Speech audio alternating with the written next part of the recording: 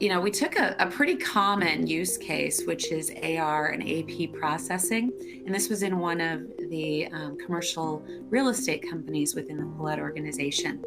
And set up a bot. I think they used UiPath to set up a bot to handle the AR AP processing. But what I loved about it is they put it on screen and they left it turned on and they gave it its own cube so that people could pass by and see it working. And they had, some little explanation there explaining what it was doing. And so I loved that example, sort of sharing and marketing what we were doing with automation. And that gets people excited about the ideas of, well, what else could this robot do? Another great example, and this one kind of showcases the fact that automation has been around for a long time. So at another one of the businesses within the Paulette organization, and it's another one of the commercial real estate companies, I first joined the company about 14 years ago, maybe. And right after I joined and was over IT for that company, we implemented optical character recognition for data entry. So they needed to bring in these very long and tedious financial reports of properties and also sometimes of owners. And they were generally, fairly standard. And so we put in place an OCR input process to intake all of this information and input it into the system. And like I said, that was about 14, 15 years ago. But what's cool about it is we kept improving it every few years. There'd be upgrades, there'd be improvements in the technology. So it started out at maybe a 90% accuracy when we first implemented it, which was still great because it was eliminating so much manual effort, even at 90% accuracy. And that 10% would be kicked out and would be handled manually. But after 10 years or more, it was getting up to 99% accuracy because the technology kept improving. So I think that's an important point to call out too, is that we always have to make sure we don't just automate something and then leave it in a corner and ignore it. You got to keep upgrading it and keep it up with current technology.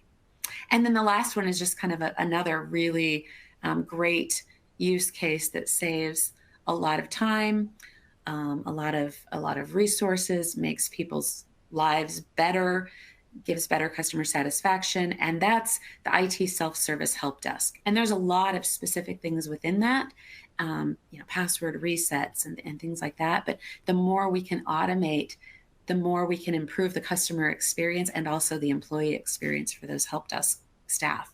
So those are just a few that came to my mind, but I'd love to hear some examples of automation success stories that you've seen in your experience, because I think you've served customers in even more industries than I have. So what are some of your best stories?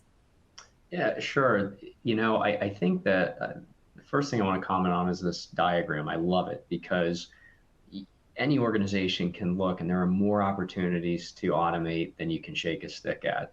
Right. I think the key, like you mentioned, is focus. Where's the best place to start? And this is an oversimplified guide, but what I've seen the most effective organizations do is they start with automations where there is a broadly recognized problem. People on both sides of the transaction find it to be tedious, it is error prone, nobody likes it.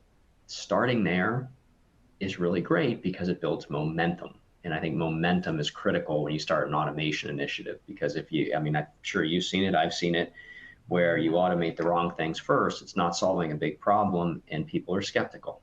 Right? And I think there is a path forward to make this real successful. Now, a couple of the things we see, especially from a self-service service management perspective, password resets are something that require a ton of time. Typically, nobody likes it. It's not intellectually stimulating for the technician, and an end user doesn't want to have to wait, right? Onboarding employees, another one where there are so many steps in the process, lots of different departments, lots of systems to access. We have clients where onboarding might have taken 30 hours or more, taking it down to several minutes, where all they're doing is approvals. And I think the great outcome is the only time you're dealing with a process is when something doesn't work. The rest of the time, in your example, the 99%, people forget about it. They don't even know it's happening. And that's really, really great. And I mean, there are so many others. One of the things we've noticed in our journey here is that certain organizations are more adapt, to embrace automation, to innovate, right? A lot of this is about speed to action. So with a no code platform, you have the ability to innovate faster. Business idea arises, making sure you have the data in the right place, plugging different systems together can happen a lot faster. It's really an innovation tool in my mind. What do you think the keys are to create that sort of innovative organization?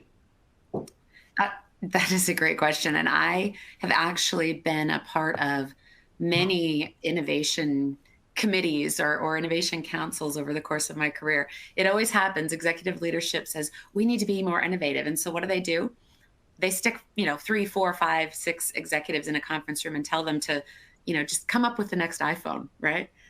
Nothing is less innovative than 5 or 6 company executives in a conference room. Okay. That just doesn't result in what they think it's going to. But I can tell you from my experience what has resulted in innovation. And really, the phrase necessity is the mother of invention. Well, having focused needs, having very specific requests, demands, especially customer demands. I put those at the top of this little list here because customer demands are often the best instigator of innovation and of new ideas and better ways of doing things. But it also might come from regulatory requirements, competitive pressures, employee suggestions and ideas and requests, or management expectations. Management saying, look, we have to reduce cost, we have to increase efficiency, whatever it is.